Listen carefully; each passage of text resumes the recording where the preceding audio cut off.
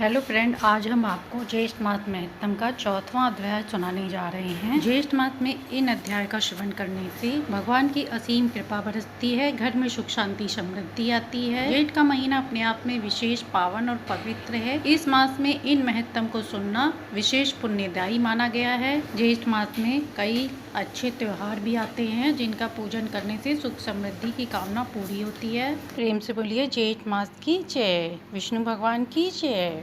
ऋषि कहने लगे, हे सूत जी, अधि पंचांग निसाधन व्रत का वर्णन किया था। अब आप बताएं कि अपनी कामनाओं की सिद्धि के लिए इस व्रत को कब करें और इसकी विधि क्या है। इस प्राचीन व्रत से पार्वती जी सर्व पद को प्राप्त हुए और इसका पंचांग निसाधन नाम कैसे हुआ, यह सब आप हम लोगों से कहिए। स्कंद जी बोले, स्कंद जी कहते हैं, हे विप्रो, भगवान ने कामदेव को भस्म कर दिया। तब दीन वंदना पार्वती जी बहुत दिनों तक शोकाकुल रही और वह अपने पिता के घर में जाकर रहने लगी, परंतु उन्हें कहीं भी सुख न। उस समय हिमालय के वासी ऋषियों के पास जाकर शांति के उपाय के बारे में पूछा। इस प्रकार पूछने पर सप्त ऋषियों में से भृंगु ऋषि बोले, हे महाभागे, तुमने बहुत अच्छा प्रश्न किया है, मैं तुम्हें विस्तार पूर्वक इसका उत्तर देता हूँ। ज्येष्ठ मास की तृतीया के दिन प्रातः काल सुबह स्नान आदि कर और नित्य कर्म कर स्वच्छ वस्त्र धारण कर और पुड़ावाचन के बाद ब्राह्मणों का पूजन कर, अग्नि उच्चार और यथाशक्ति उनका पूजन कर और अग्नि के मध्य भाग में बैठकर जब तक सूर्य नारायण अस्त न हो तब तक उनकी ओर देखते हुए अपनी इंद्रियों को वश में रखकर वहीं पर स्थिर रहें तथा निराहार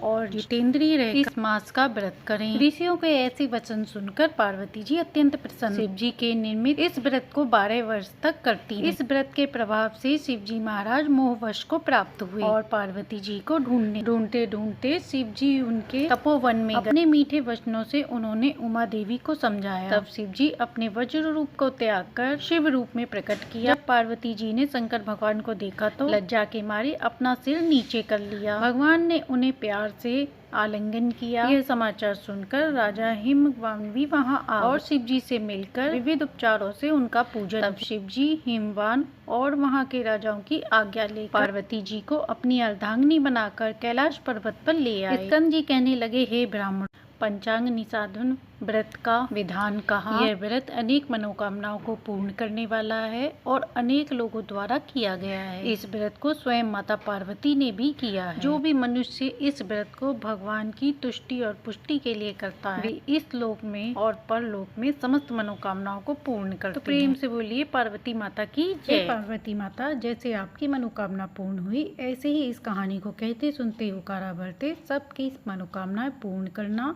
घर में सुख शांति समृद्धि देना। तो ये था ज्येष्ठ मास महत्तम अध्याय 4 संपूर्ण हुआ। इस व्रत को स्वयं पार्वती माता ने भी किया था अपनी सुख सौभाग्य की वृद्धि के लिए। महत्तम अच्छा लगा हो तो लाइक एंड सब्सक्राइब करें।